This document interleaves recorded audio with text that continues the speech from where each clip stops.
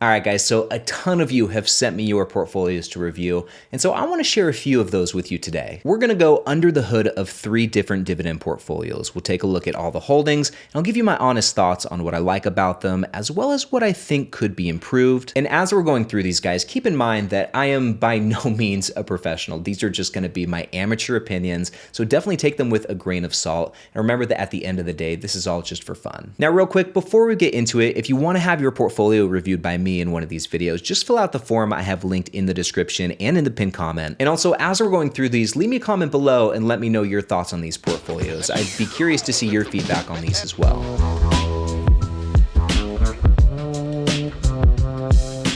All right, guys, now portfolio number 1 here belongs to my friend Thomas, who's been investing for less than 1 year. So Thomas is towards the start of his investing journey, and he hopes to live off dividends sometime in the next 2 to 3 decades. So Thomas has plenty of great years of compounding ahead of him, which is very exciting. And he says his hope is to max out his Roth IRA every year for the next 25 years. Thomas says, as I approach retirement, I plan to sell my growth ETFs and invest more into SCHD and individual stocks with higher yields. This portfolio is meant to eventually supplement my income in retirement. I have a few holdings for growth, which I will sell if I have good gains. I also own a small amount of IBIT, which is a Bitcoin ETF, just to have some Bitcoin exposure in case it shoots to crazy highs. Now, Thomas has shared his portfolio with us here using my dividend portfolio tracking spreadsheet, which you can download and start using for free. There is a link to this spreadsheet in the description of the video, and you can use it to start tracking your own portfolio. Now, taking a look at where Thomas is at with everything so far, his portfolio is valued at $4,400, which I think is really great. It's a really nice spot to be in for not even investing for 1 year. And every single year, Thomas is bringing in just over $100. So he just hit that 3-figure mark. So way to go, Thomas. That's awesome.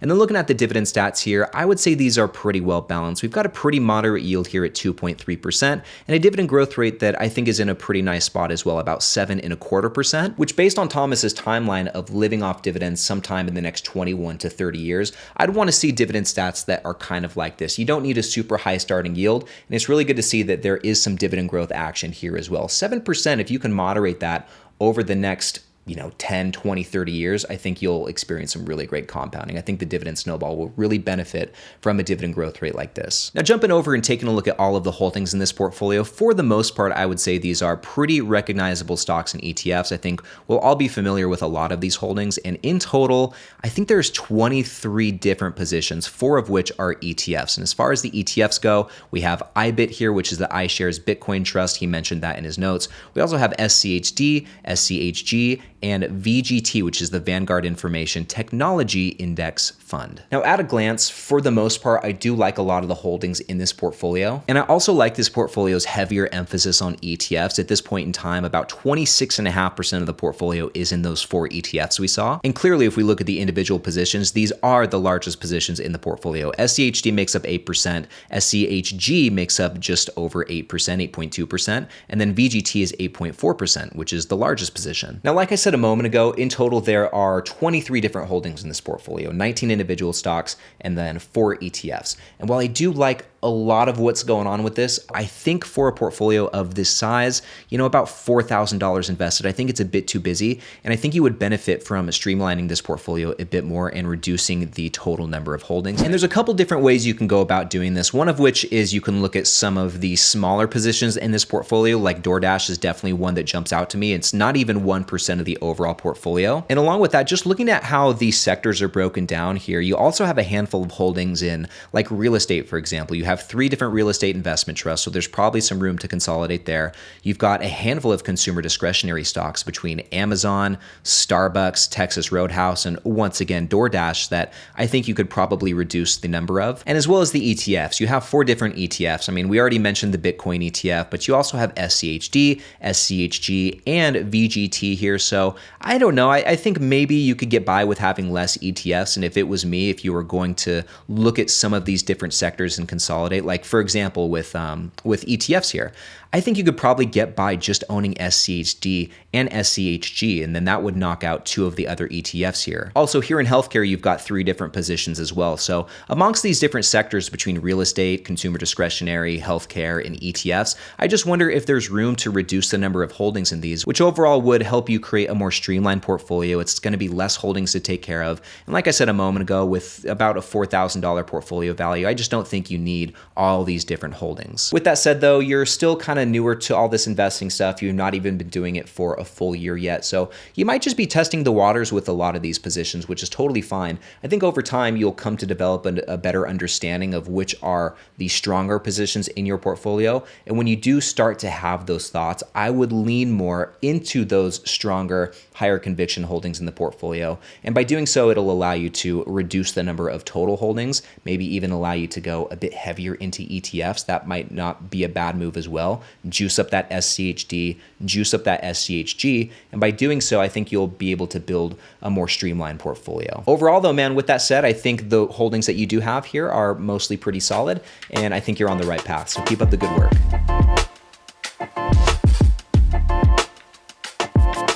And now moving on to portfolio number 2, this one belongs to Julio, who's also been investing for less than 1 year. So Julio is also a bit newer to the game, and he hopes to live off dividends sometime in the next 11 to 20 years. So his timeline's a little bit less than what we saw with Thomas. And actually Julio, I believe, is only 18 years old. So Julio is getting started with investing very young, which is just absolutely incredible. Julio, hats off to you, man. And in his notes, he says, "I'm pretty young, so I don't have 100% knowledge. I'm still learning. But I would like to ask you what advice you'd give to any young kid investing in general." And I'll circle back to this question. I think that's a really good one. But first, let's take a look at Julio's portfolio. And we have it set up over here on GetQuinn, which is another free portfolio tracking tool that you can use. In fact, this is one of my favorite portfolio tracking tools out there. If you're looking for something with more features and functionality than your standard spreadsheet, I think GetQuinn is one of the best trackers that you can use. And like I said a moment ago, once again, it is also free. And there's a link to it in the description of the video.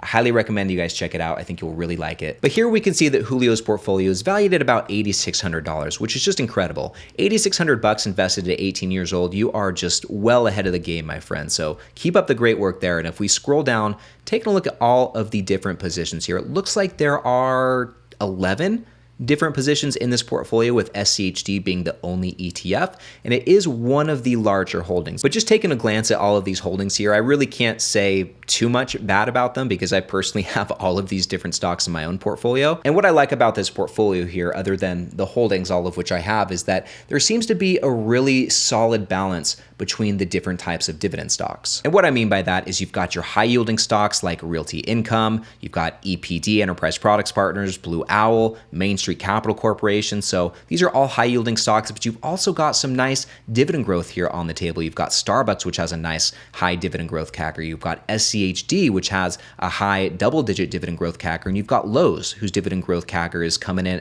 at about 18%, although this is one of the smaller holdings in the portfolio. But along with both high yield stocks and high dividend growth stocks, you've also got some of these stalwart, steady dividend kings, these sleep well at night stocks like Johnson & Johnson, Coca-Cola, Procter & Gamble, and I would even throw Lowe's in that category. They're a dividend king. So overall, like I said, I like a lot of these holdings, and I do think this is a really well-balanced portfolio just in terms of the different types of dividend stocks that we're seeing here.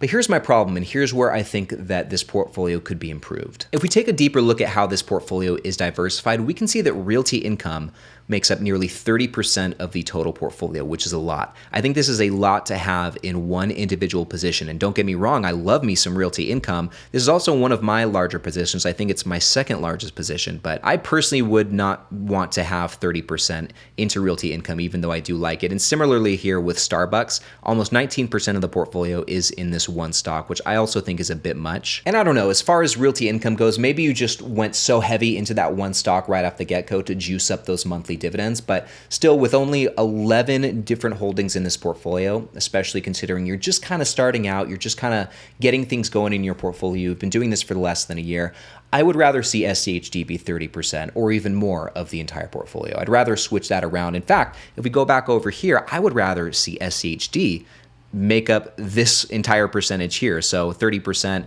plus 19%. I'd love to see SCHD take up this much of the pie chart. And that's not to say that you should go out and sell half your realty income tomorrow or half your Starbucks or whatever.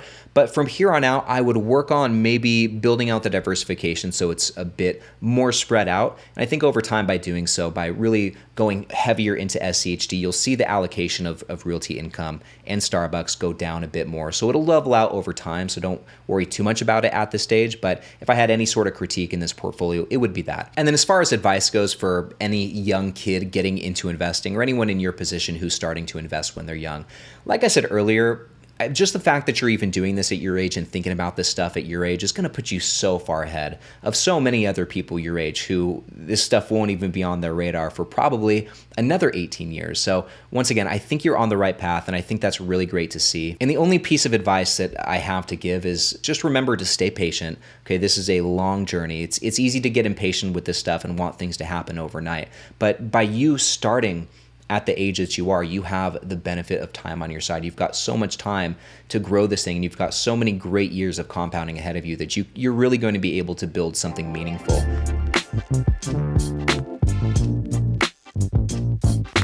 And with that, guys, this brings us to portfolio number 3, which belongs to my friend Rob, who's also, just like the other two fellas, Rob's been investing for less than 1 year, and he realistically hopes to live off dividends in the next 11 to 20 years. Now, Rob is one of our friends north of the border. He's up in Canada, and every single week he's investing $200, actually bi-weekly, to his RRSP, which, correct me if I'm wrong in the comments, a lot of you Canadian guys can let me know.